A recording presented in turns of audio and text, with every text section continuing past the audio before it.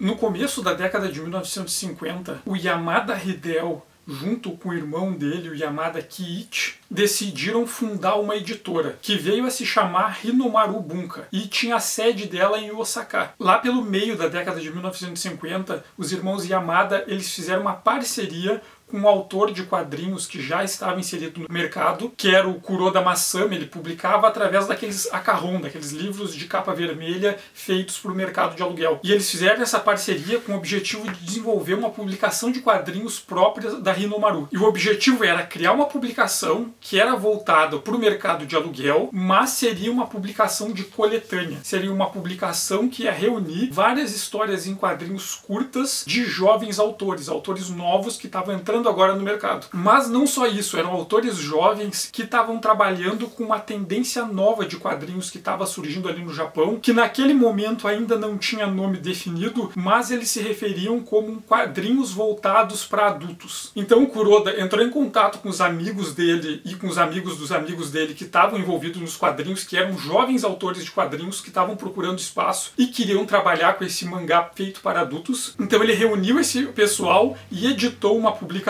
que foi publicada pela Hinomaru em abril de 1956. Foi publicado o número 1 da Kage. Kage significa sombra. E ela tinha como subtítulo Tante Book, um livro de detetives. E ela tinha como objetivo ser o primeiro número de uma nova publicação que ia ser distribuído no mercado de aluguel, nas locadoras de livros, e que ia trazer várias histórias curtas de jovens autores de quadrinhos, e que esses autores eles trabalhavam por uma perspectiva comum, que era que, diferente do que se entendia até então, de que os quadrinhos eles eram uma mídia que tinha como público-alvo geralmente crianças e adolescentes, eles geralmente traziam histórias infantis e infanto-juvenis. Esses autores eles acreditavam que as histórias em quadrinhos eram uma mídia que tinha potencial para falar de vários assuntos diferentes, inclusive assuntos e narrativas voltadas para adultos. Então esse grupo se reuniu com o objetivo de fazer esses quadrinhos que eram voltados para público adulto, trazendo temáticas que não eram infantis. E como essa publicação ela não é tão conhecida e não é de tão fácil acesso, eu considerei que valia a pena fazer um vídeo mostrando a publicação, o que foi a Kage. Bom, e quem eram esses jovens autores que estavam começando na carreira dos quadrinhos e tinham como objetivo expandir os temas que eram tratados no mangá até então?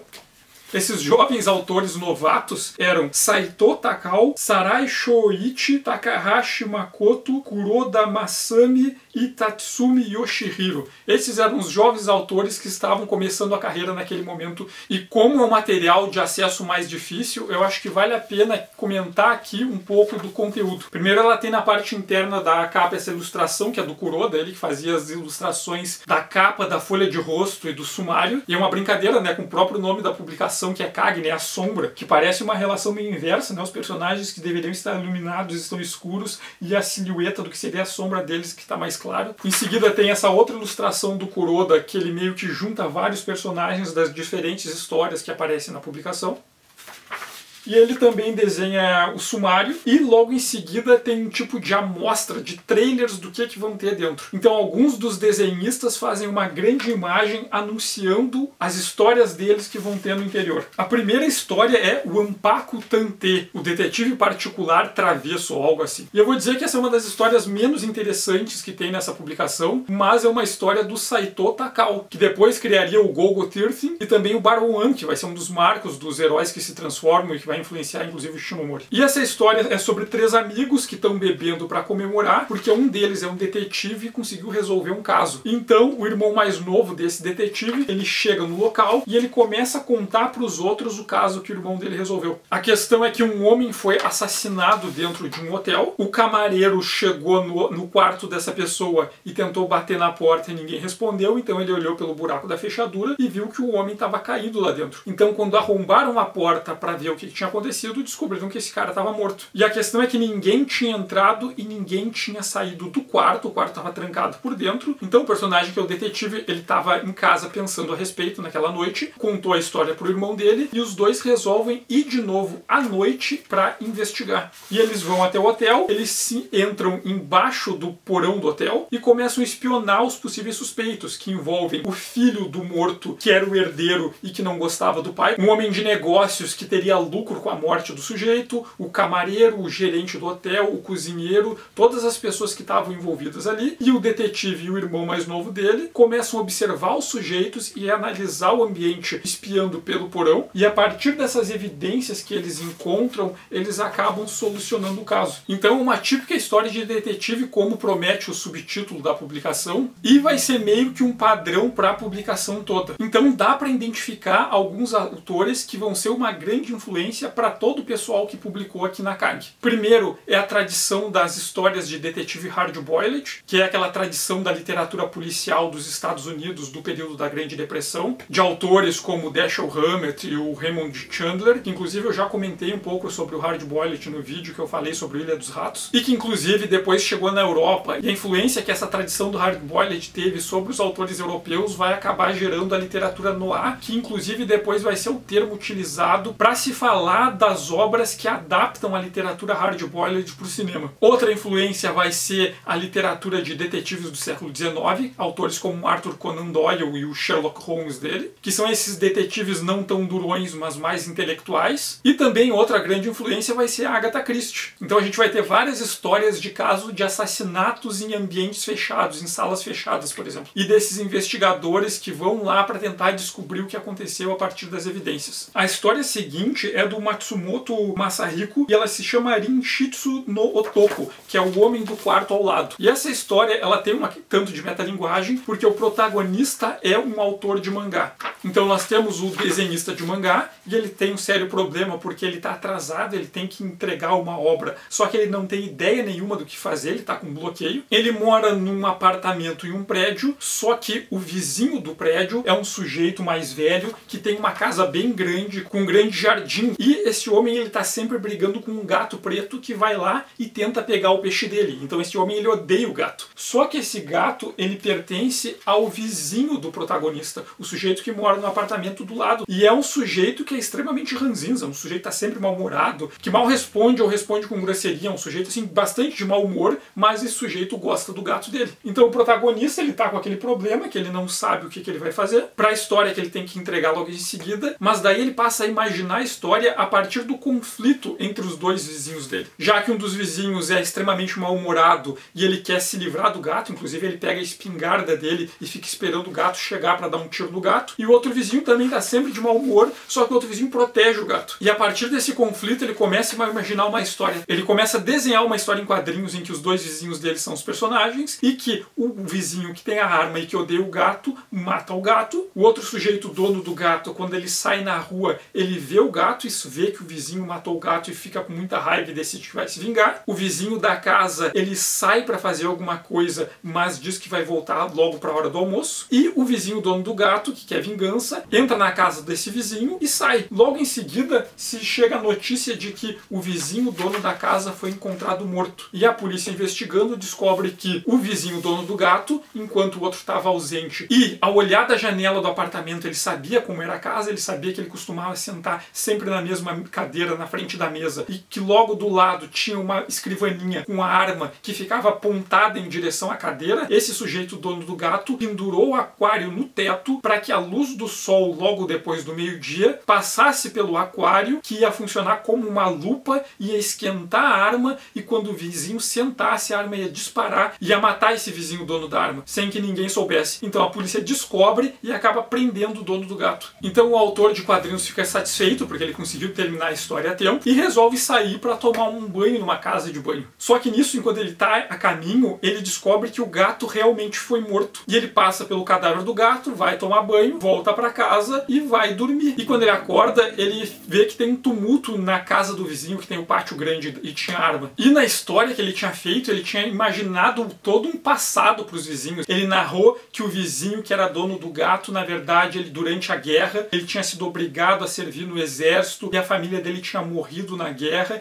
e ele odiava tudo que estava relacionado com a guerra, e que o outro vizinho da casa que tinha arma era um sujeito que apoiava a guerra e que apoiava o militarismo japonês e queria resolver tudo na bala, e por isso esses vizinhos eram antagonistas e se odiavam. E quando ele vê o tumulto, ele não só descobre que o dono da casa de fato morreu, como ele olha pela janela e vê que o aquário está de fato pendurado onde ele imaginou que seria pendurado na história para matar esse vizinho. Então ele começa a acreditar que ele previu o assassinato e que o assassinato aconteceu exatamente como na história dele. E ele começa a ficar paranoico com isso e quer avisar a polícia para tentar desvendar o que aconteceu. Só que depois ele acaba indo procurar a polícia, só que quando ele chega na polícia, conta a história maluca que ele imaginou, e o policial ri dele, porque o que aconteceu não foi nada disso. O gato, ele não morreu assassinado com um tiro, o gato morreu atropelado. O aquário estava pendurado ali, porque o vizinho, o dono da casa, antes de sair, pendurou num lugar alto para o gato não alcançar, e o vizinho acabou morrendo de causas naturais. Então tem uma história que é de investigação e de paranoia. E tem toda uma narrativa elaborada que nos quebra ao mostrar depois que na verdade não foi nada disso que aconteceu. As coisas na prática são muito mais simples do que aquilo que o personagem nos leva a acreditar. A história seguinte é a do Sarai Shoichi, e é a Joia Amaldiçoada. É sobre um sujeito que ele convida um outro sujeito, ele tá esperando esse outro sujeito chegar, e quando esse outro sujeito chega, ele tá aguardando com uma arma. O primeiro sujeito leva um susto, mas depois o primeiro sujeito, ele guarda a arma e diz para ele não se preocupar que a arma é só por precaução. E ele quer mostrar para esse segundo sujeito uma joia que ele pretende vender, só que ele explica que essa joia é amaldiçoada. E ele começa a contar a história da maldição. Aquela joia antes tinha pertencido ao pai dele. Só que quando ele era criança, um homem invadiu a casa deles e esse homem matou o pai dele na frente dele e roubou a joia. Mas logo em seguida, a polícia encontrou o homem e perseguiu esse criminoso que matou o pai dele, e a polícia acabou matando o assassino e recuperando a joia. Então esse primeiro sujeito, ele tinha joia, mas ele avisou pro segundo que todas as pessoas que têm aquela joia acabam morrendo. E o segundo homem não liga muito para a história da maldição e acaba roubando a pistola do primeiro, atirando com ela no primeiro sujeito, que cai aparentemente morto, e também roubando a joia. Só que no final, quando esse sujeito vai fugir com a joia, ele descobre que ele está trancado ali. Então o primeiro sujeito que tinha sido baleado se levanta e conta que não foi baleado, porque a arma que ele tinha levado para a ocasião e que o segundo sujeito tinha tomado dele tinha uma bala de festim. E esse primeiro homem, na verdade, ele era um policial disfarçado que montou toda aquela cena como uma armadilha para capturar o segundo sujeito que ele sabia que era um criminoso. Então é mais uma história curta com uma temática policial que tem um final que nos inverte as expectativas. A história seguinte é do Takahashi Makoto e ela é uma adaptação do conto A Banda Malhada do Sherlock Holmes, escrito pelo Arthur Conan Doyle. E é basicamente uma adaptação do conto do Doyle, é a mesma história com os mesmos personagens, só que o que é interessante aqui é o desenho, porque a forma que o Takahashi ele constrói a narrativa em quadrinhos, primeiro porque ele usa um desenho que tem como base aquele estilo das primeiras histórias e ilustrações shoujo, anterior ao grupo de 24, aquela tradição de shoujo que lembra muito as bonecas de papel da época e que depois vai ser apropriado pelo movimento kawaii nos anos 70. E segundo, porque tem páginas que são quadrinhos no formato mais convencional, mas tem outras páginas que lembram bastante a tradição do Emonogatari, que é aquele estilo de quadrinhos lá vinculado com Okamoto Ippei e que eu falei um pouco no vídeo do Boken Dankichi, que combina um pouco de narrativa textual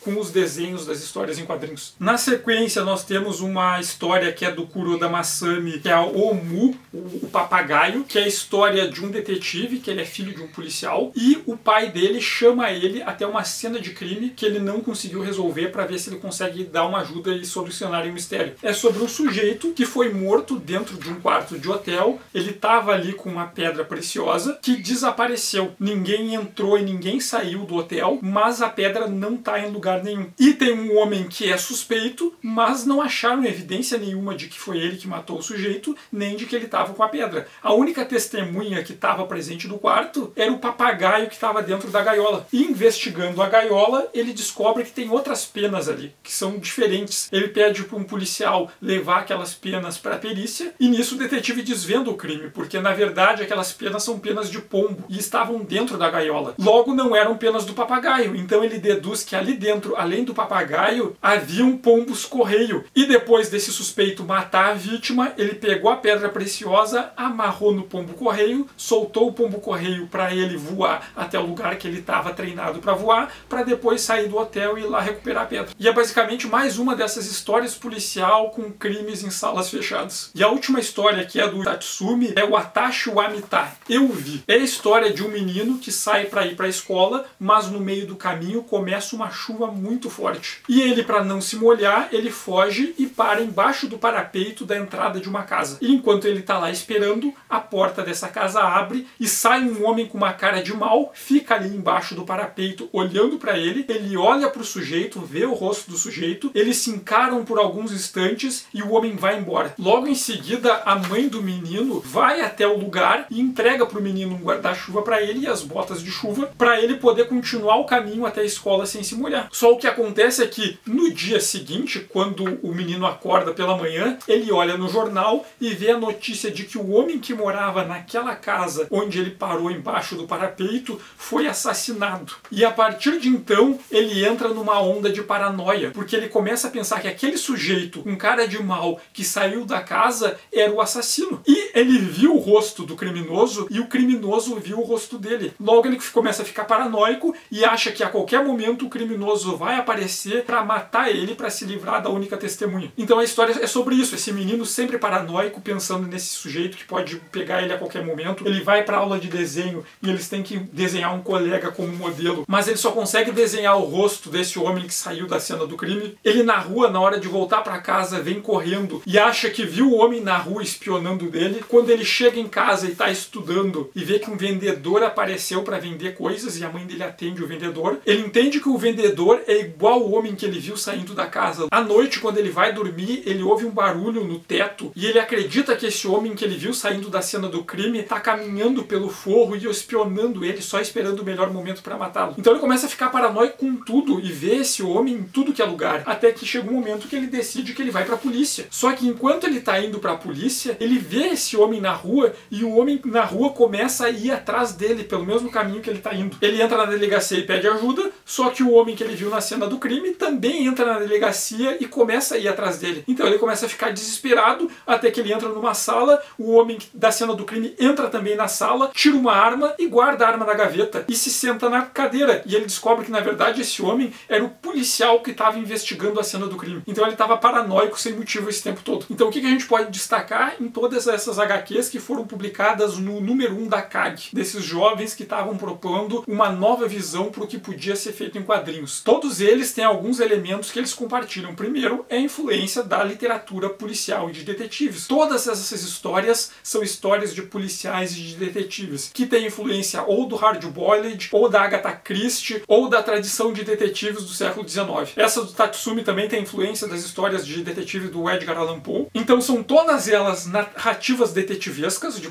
histórias policiais. E um outro elemento que elas têm em comum, algumas mais, outras menos, é a influência do cinema. As duas histórias que eu acho mais interessantes nessa publicação, que são justamente a do gato do Matsumoto e a do Tatsumi, são aquelas que mais têm influência do cinema. Nós pensarmos em alguns recursos visuais interessantes que o Matsumoto usa, por exemplo. Quando o protagonista dele, que é esse desenhista de quadrinhos, ele vai lembrar de uma coisa que aconteceu. Então a gente tem os balões com esses requadros quadrados em linhas retas, e então ele começa a lembrar de algo que está acontecendo, e tem um balão dentro de um balão, e esse balão ondulado que representa o pensamento, e ele vai crescendo até que ele ganha todo o quadro, e a gente tem quadros ondulados, mostrando que esses quadros, na verdade, não são algo que está acontecendo no presente, são quadros da memória. Mas depois ele vai repetir isso, mas de um jeito mais interessante, quando o desenhista vai começar a escrever a história em quadrinhos dele, e a narrativa passa desse mundo real onde vive o desenhista e entra na ficção que ele está criando, na história em quadrinhos dentro da história em quadrinhos. Primeiro a gente vê ele fazendo o design dos dois vizinhos dele, então a gente sabe que ele desenhou os vizinhos dele, e nós temos ele fazendo os desenhos dos quadros. No quadro seguinte, o quadro dentro do quadro vai ficando maior e toma a maior parte do quadro externo, até que o quadrinho dentro da narrativa se confunde com o próprio quadrinho da narrativa. E a gente diferencia que ele é um quadrinho dentro da narrativa e não a própria narrativa, porque tem uma caneta desenhada como se estivesse desenhando. E a partir de então, os próximos quadros não são mais a história principal, mas a história dentro da história. Então o Matsumoto ele consegue ser bem didático para deixar bem claro para o leitor, olha, isso é o que está acontecendo, isso é o que ele está imaginando, isso é o que ele está desenhando, e em momento nenhum causar uma confusão nessas narrativas dentro das narrativas. E depois tem uma série de construções visuais que não eram necessárias por uma história em quadrinhos, mas a gente pode ver que elas acontecem porque são uma forma de emular como a narrativa visual é contada no cinema. Por exemplo, a cena que o sujeito está esperando o trem, e a gente vê as placas de trem, um trem passando de um ângulo oblíquo, depois a rua na frente do personagem passando um trem, até que no quadro seguinte o trem já passou e está levantando aquele bloqueio da estrada, porque é uma cena que aparece com muita frequência em animações japonesas. Quantos animes vocês já viram que a câmera está justamente do outro lado da rua, de frente para o sujeito, enquanto o trem passa entre o personagem e a câmera? Outro momento é o sujeito subindo a escada e o enquadramento é de cima da escada num plongé. É uma escolha feita para um desenho que não é a escolha mais didática. Isso é emulação de um enquadramento tradicional do cinema, de pegar a câmera e colocar ela em cima da escada para ver a pessoa subindo. Se nós formos considerar, existem formas mais fáceis e mais didáticas de se desenhar um sujeito subindo a escada. Mas o Matsumoto fez essa opção porque essa opção é uma forma que aparece com frequência no cinema. Outro momento é quando o vizinho está lá brincando com a arma dele e ele aponta a arma para o desenhista que está observando da janela do prédio. E no quadro seguinte a gente tem um quadro que é a visão da arma, como se fosse alguém olhando enquanto mira com uma arma. Só que ao mesmo tempo não é a visão de alguém que mira com uma arma, porque a visão humana ela parte da lógica de dois pontos focais, nós temos dois olhos. Esse tipo de visão não é a visão que se tem quando alguém olha por cima de uma arma. É a visão que se tem quando uma câmera de cinema é fixada numa arma para significar que alguém está olhando pela mira daquela arma. Então são vários recursos visuais que são recursos apropriados das técnicas de cinema. E depois na história do Tatsumi, ele também vai se apropriar de recursos do cinema. As duas primeiras páginas, elas não têm fala nenhuma. Elas só têm o título da história e o nome do autor, do Tatsumi, mas elas contam todo o momento do menino correndo em pânico na chuva, que a gente não sabe se ele está fugindo de alguma coisa, se ele está aterrorizado, para logo depois ele se esconder embaixo do parapeito e parecer que ele está seguro, mas então sai aquele homem misterioso que fica encarando ele. É toda uma narrativa de 3 páginas que cria uma tensão, apazigua uma tensão e cria uma tensão de novo, sem nenhuma fala, só a partir da narração visual. Então o Tatsumi na história dele também vai usar várias técnicas do cinema. Então nós podemos notar que essas primeiras histórias em quadrinhos para adultos feitos na KAG, elas eram histórias de policiais usando técnicas narrativas do cinema. Só o que aconteceu foi que a KAG ela teve mais alguns números, só que ela foi descontinuada porque a editora Hinomaru ela faliu. Inclusive um dos donos foi preso por fraudar a contabilidade da empresa. Depois ela se reestruturou e depois teve uma nova versão da KAG, mas a princípio a KAG faliu. Mas o Kuroda não desistiu. Ele procurou uma agência literária que tinha a sede em Nagoya e convenceu o presidente dessa agência a criar um setor de publicações, que é a Central Bunko, para ele poder publicar uma nova revista nos mesmos moldes da KAG. Então ele chamou de volta os amigos dele que tinham trabalhado na KAG e em abril de 1957 eles iniciaram uma nova publicação nos mesmos moldes da KAG e que se chamava Machi. A Machi ela teve mais de 60 números e ela seguia os mesmos moldes da KAG, com vários dos mesmos autores que também publicavam na KAG, com também a organização feita pelo Kuroda. Então a Machi foi praticamente a herdeira da KAG. Inclusive foi na Machi que o Tatsumi publicou pela primeira vez o termo que ele cunhou para definir essa nova publicação de quadrinhos para adulto, que é Gekiga. Machi significa cidade, e se nós considerarmos 2 elementos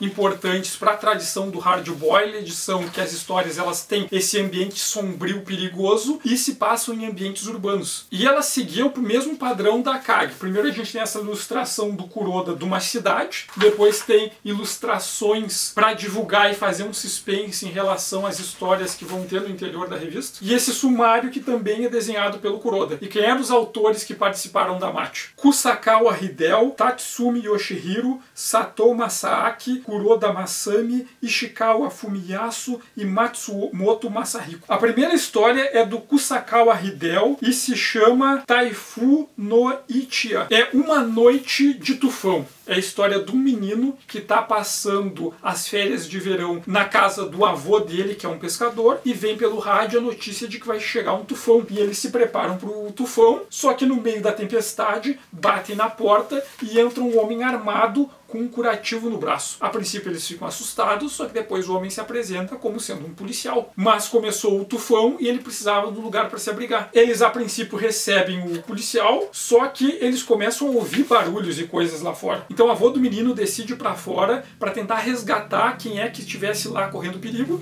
e o policial vai atrás. Só que enquanto eles estão ausentes, um outro homem chega na casa, e quando o avô dele e o policial estão voltando, esse homem acaba se escondendo no armário e ameaça o menino para ele não contar para ninguém. Os dois chegam na casa, o avô dele pega o casaco e resolve sair de novo para procurar. Só que o policial não vai. E enquanto o avô dele está fora, o policial pega a carteira do avô. O menino questiona, esse policial bate no menino. E na hora que ele vai bater no menino de novo, o homem que estava escondido sai e bate nele, nocauteando ele. Então o avô do menino volta, vai brigar com esse segundo homem, só que na verdade o segundo homem conta que ele que é de fato o policial e que o sujeito que ele estava brigando era o criminoso que ele estava levando e que fugiu. E quando ele tira o curativo que estava tapando o suposto machucado no braço do policial, na verdade é algema, mostrando que ele era o criminoso. Então uma historinha policial, uma reviravolta no final, do mesmo jeito que acontecia em várias das outras histórias da Kage. A segunda história é a do Tatsumi, e eu acho que é a mais interessante dessa publicação, que é o Gususo Satsujin Jiken, o caso do assassino da pensão do Rochinol. Ela mostra uma pensão que fica numa zona de guerra, ou numa zona pós-guerra no Japão, destruído pelos bombardeiros durante a Segunda Guerra, um Japão que ainda não se recuperou totalmente. E nessa pensão mora um menino, com a mãe dele que é costureira, e seguidamente uma outra mulher que mora ali na pensão, que está sempre observando os vizinhos e fofocando sobre todo mundo, vai visitar a mãe dele para contar as coisas que ela vê. E uma das coisas que ela vê é um outro vizinho, careca barbudo, que tá sempre de mau humor, sempre com a cara fechada, e ela acha aquele sujeito muito estranho, meio que desconfia dele, tá sempre tentando observar qual é que é daquele sujeito. Até que um dia aparece um homem estranho e pergunta para essa vizinha fofoqueira sobre o homem da barba. E ela indica qual é o apartamento do homem da barba, e esse sujeito estranho vai lá no apartamento desse cara barbudo. E a vizinha fica espiando, observando, só que ela não vê o cara sair. Ela observa, fica espiando, e o cara nunca sai do apartamento. E ela fica imaginando o que está acontecendo lá dentro. E ela fica observando, ouve uns barulhos estranhos no apartamento desse homem barbudo e nunca vê o homem sair. E ela começa a ficar preocupada. Até que um dia ela está observando à noite, a porta desse homem barbudo se abre e ele sai no meio da madrugada carregando uma mala bem grande e uma pá. E ela fica assustada, começa a ficar paranoica porque o homem da barba matou o visitante e estava levando o cadáver dentro de uma mala para enterrar. E ela vai na casa do menino, acorda o menino e a mãe dele. Olha só, o fulano matou a visita dele e agora tá indo enterrar ele no meio da madrugada. E saem os três para seguir o homem da barba. E conforme eles seguem o homem da barba, veem que ele vai para um terreno baldio, de uma área de um desses prédios destruídos durante os bombardeiros da guerra. E começa a cavar para enterrar alguma coisa lá. E a mulher desconfiada vai chamar um policial, porque esse homem tá enterrando a mala supostamente com um cadáver. E quando o policial finalmente chega, ele vai lá, manda o homem parar, faz ele desenterrar a mala, abre a mala e só tem um bilhetinho. E daí o homem da barba diz que sabia que a mulher estava espionando ele o tempo todo e resolveu fazer aquilo só de brincadeira para sacanear a mulher. E daí todo mundo ri disso. O policial meio que fica indignado porque fizeram ele perder tempo, e quando o pessoal tá indo embora, o menino chama o policial de volta e pede pro policial cavar mais um pouco. Então o policial cava mais no buraco onde estava enterrado a mala, e mais embaixo ele encontra outra mala. E quando ele abre a outra mala, de fato tem um cadáver lá dentro. E o que aconteceu foi que o homem da barba colocou o cadáver dentro de uma mala e colocou uma mala dentro da outra mala. E a sacada do Tatsumi aqui é que ele quebra as expectativas ao quebrar as expectativas. Na outra história dele lá da Kage que eu mostrei, ele cria todo esse ambiente de tensão, de suspense, de que tem algo horrível para acontecer a qualquer momento que ameaça os personagens, para no final o protagonista descobrir que, não, ele estava enganado o tempo todo. Nessa história, de novo, ele cria o suspense pro protagonista descobrir que ele estava enganado o tempo todo, para dar essa viradinha que quebra a expectativa. Só que quem já conhecia as histórias do Tatsumi sabia que no final ele quebrava as expectativas. Então ele quebra as expectativas, mas logo depois ele quebra as expectativas da quebra de expectativa e mostra que de fato o crime horrível realmente aconteceu. Então o Tatsumi subverte o próprio formato que ele tinha criado para suas próprias histórias policiais. Bom, a história seguinte é do Satoo Masaaki e é a Hakaba Karakita Otoko,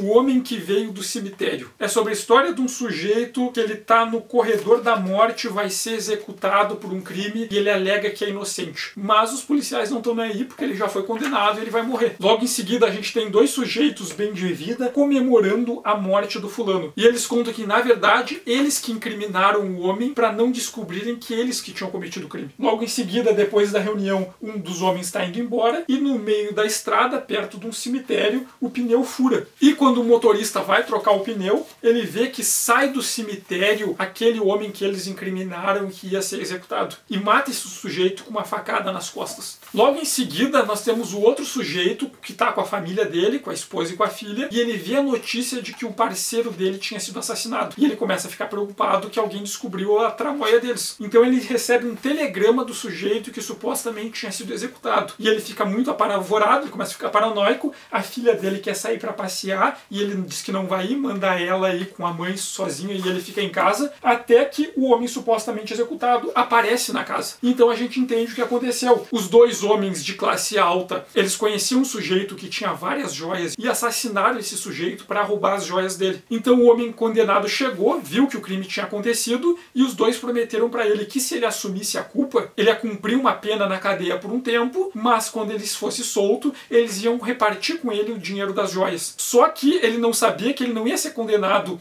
a ficar um tempo na cadeia, e sim ele ia pegar a pena de morte. O sujeito tinha sido supostamente executado, ele tá com um galão de gasolina, ele espalha por toda a casa e toca fogo na casa com os dois dentro, queimando tudo. A história seguinte é do Kuroda Masami e é a Sukatanshi. É uma história bem curtinha de 2 páginas, em que um homem vai procurar o detetive Sukatan e conta pra ele que ele passou por um caso. Ele estava em casa e a casa dele foi invadida e ele foi assaltado. Então, enquanto o detetive está imaginando as glórias que ele vai ter por aceitar o caso, o sujeito que foi vítima vai narrando a história e diz que ele foi amarrado e vai mostrar pro detetive como ele foi amarrado. Então ele amarra o detetive e enquanto o detetive está amarrado, a suposta vítima do crime pega as coisas do escritório do detetive e rouba o próprio detetive. Então, de novo, uma história policial com uma reviravoltinha no final. A próxima história é do Ishikawa Fumiyasu e é a Kyofu no Judan. É a rajada de balas do terror. E é uma história sobre um grupo de gangsters num ambiente que parece muito o cenário de uma história hard-boiled de aqueles Estados Unidos da década de 30. E esse grupo de gangsters decide que vai cometer um assalto, mas eles querem um esconderijo. Então eles invadem uma fazenda onde vivem 2 irmãos e capturam esses irmãos para poder usar o lugar como esconderijo. Nesse meio tempo eles vão lá, cometem roubo a banco e voltam para se esconder nessa fazenda. E a história é sobre como os 2 irmãos conseguem escapar, lutar contra esses criminosos, passar por uma troca de tiros e consegue derrotar todos eles. Então uma historinha hard-boiled tradicional. Essa aqui não chega a ter nenhuma reviravolta. Além de uma cena engraçada no final em que o irmão mais novo salva o irmão mais velho. E a última história, que é do Matsumoto Masahiko, é a Jigoku Karakita Tenshi. É o anjo que veio do inferno. E a história é aquele mesmo autor de quadrinhos que já tinha arrumado confusão lá naquela história da Kage, aqui ele volta a arrumar confusão. Ele tá fazendo o trabalho dele, fazendo as histórias em quadrinho dele, e ele tem uma vizinha que vai visitar ele, leva uns bolinhos e um chá que ela fez enquanto ele tá trabalhando, e ela conta que ela recebeu uma carta do tio dela, que pediu pra ela ir fazer uma visita pra ele naquela tarde. E quando chega a tarde, ela vai fazer essa visita, e no meio do caminho ela vê que tem um homem na frente dela, e o homem entra na casa do tio dela primeiro que ela. Quando ela vai chegar na casa do tio, ela vê esse homem saindo correndo, e quando ela entra, ela encontra o tio dela morto com uma flecha cravada nas costas. Então ela liga pro protagonista e avisa o que aconteceu. O protagonista vai até o endereço, a polícia já tá lá e ele acaba se metendo nas investigações da polícia porque ele é um autor de quadrinhos muito metido. E a investigação conclui que aquela flecha, ela saiu da estátua de um anjo que tinha ali. É um daqueles anjos que usa a iconografia do Cupido. Então ele tem um arco e uma flecha, e a flecha foi retirada da estátua e cravada nas costas do tio dessa moça. Então o autor de quadrinhos, ao invés de fazer as histórias em quadrinho dele, inclusive o editor dele vai lá pra casa dele e fica acampando esperando dentro do apartamento para pressionar ele, para ele concluir logo a história que eles estão esperando para publicar na revista, esse autor de quadrinhos ele encontra um amigo que é repórter e os dois acabam se metendo nessa história da investigação para tentar descobrir quem foi o assassino que matou o tio dessa vizinha dele. Bom, uma característica que está presente em todas essas histórias do número 1 da MAT, que são as mesmas que estão presentes no número 1 da CAG, que foi publicada um ano antes, que são todas histórias policiais de crime e investigação, influenciadas pela literatura policial de crimes e investigação desde o século XIX, como a do hard-boiled, como também da literatura policial do século XX, e a maioria delas tenta, com mais ou menos sucesso, se apropriar de técnicas de enquadramento da imagem vindas do cinema. E é interessante pensar que essas histórias são o primeiro Gekiga, é o início quando esses autores que fundaram o Gekiga estavam planejando o que eles queriam fazer, o que seria o Gekiga. E essa perspectiva reforça alguns pontos. Um deles, que é algo que eu já comentei em outros vídeos, que é que nós não podemos considerar o Gekiga um estilo. Apesar de que nesses autores da MAT, da CAG, nesse período, a gente identifica um estilo, que são esses desenhos que eles não seguem aquela estrutura do mangá construtivista dos anos 30, que muito inspirou o Tezuka, não segue a estrutura do Tezuka, até pelo contrário, se a gente considerar a história do Kaito